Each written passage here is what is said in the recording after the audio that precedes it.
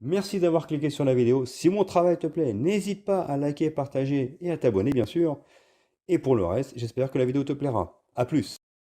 Bonjour à toutes et à tous, c'est Steli68, j'espère que vous allez bien les amis. Aujourd'hui, vidéo sur un titre d'un studio français, Dontnod, qui ont en l'occurrence travaillé sur Life is Strange, sur Banishers, leur dernier titre, qui est excellent dans son ambiance, dans son atmosphère.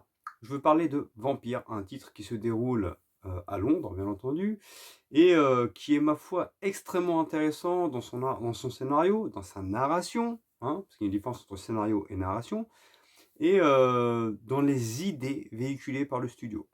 J'espère que ça vous plaira. C'est parti.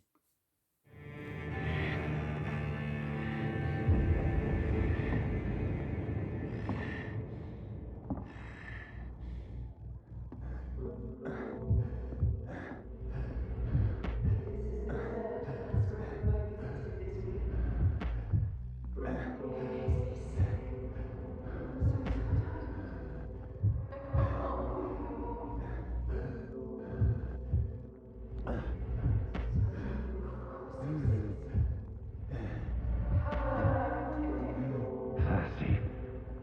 So thirsty.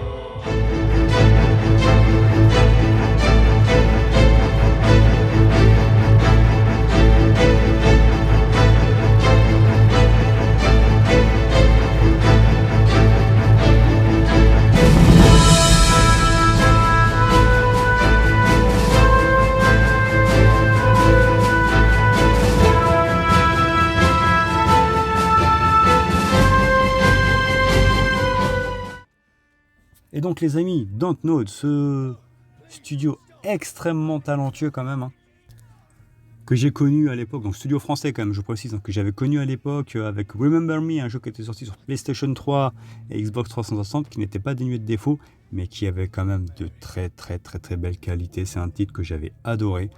Et par la suite, ils ont sorti pour moi le chef-d'œuvre Life is Strange, d'accord.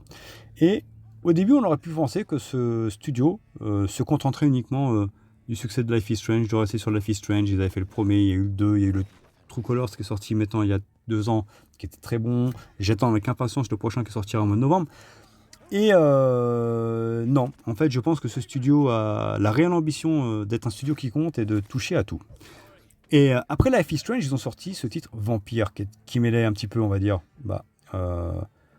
jeu de science-fiction, on va dire, parce que c'est avec des vampires, mais dans un Londres parfaitement modélisé, avec une ambiance vraiment du tonnerre, avec un sound design très bon, une bande-son très bonne, un gameplay plutôt intéressant, et qui en fait un titre pour moi de premier ordre, même si on sent les limitations du studio, parce que sur le plan technique, on sent que par exemple les visages manquent de modélisation, on sent que les animations sont assez rigides, mais la force de ce titre, pour moi, encore une fois, c'est l'ambiance, c'est l'atmosphère globale, c'est l'écriture. Ils sont très forts pour l'écriture de notre node. Franchement, à l'image d'Asobo, c'est 2 studios français quand même qui ont de grandes qualités. Je tiens à préciser, petite parenthèse, que leur dernier titre sorti quand même, c'est Banishers, qui est un titre excellent, que j'ai pas assez fait. J'ai juste fait un gameplay découverte. Je sais qu'Emmanuel, il a terminé, il a kiffé. Mais ouais, Dontnod est un studio qui excelle dans l'écriture des personnages, dans le fait d'inclure une atmosphère. Et Vampire, moi, ce qui m'avait accroché, je vous le dis, c'est pas cette animation rigide. C'est pas ces expressions du visage assez sommaires. C'est vraiment cette atmosphère incroyable. Parce qu'en fait, on manie un docteur qui, au début de l'aventure, se fait mordre et devient un vampire. Et il a une morale. Vu qu'il est docteur et que son rôle de base, c'était de sauver les gens, là, lui, le problème, c'est qu'en devenant vampire, soit il tue les gens pour, pour survivre, parce qu'en fait, il est obligé de s'abreuver de sang, soit il essaie de trouver une contrepartie. Et en fait, c'est libre à nous, joueurs, de savoir ce que l'on peut faire.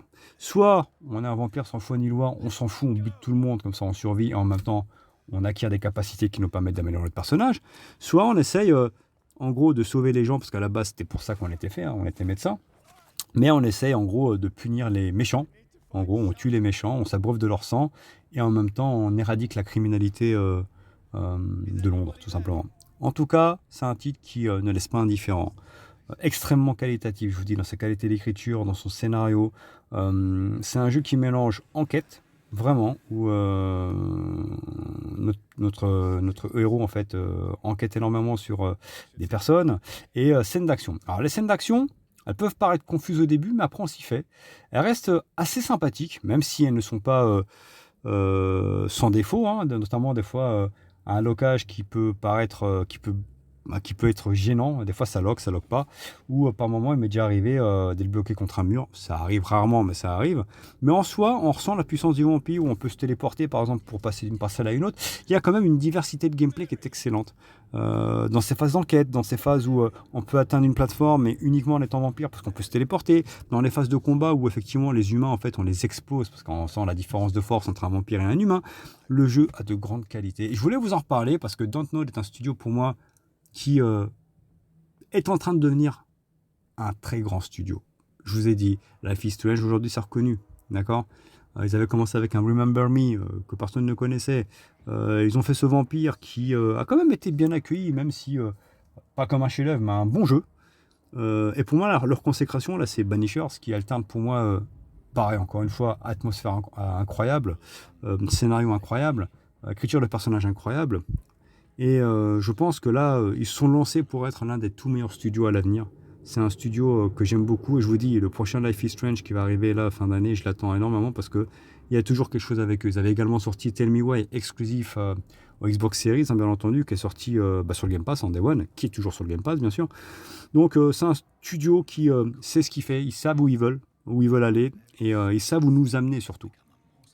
Donc voilà, je voulais vous reparler de ce Vampire qui est excellent, que je vous conseille de faire, que j'avais fini à l'époque sur Switch, je l'avais acheté en version Switch, et que là j'ai racheté à 4,99 sur Microsoft Store, parce que voilà, on va dire que quand il y a les succès à la clé, ça fait plaisir, et je voulais le redécouvrir sous sa meilleure forme, parce que sur Switch, il avait quand même des lacunes dues à la machine.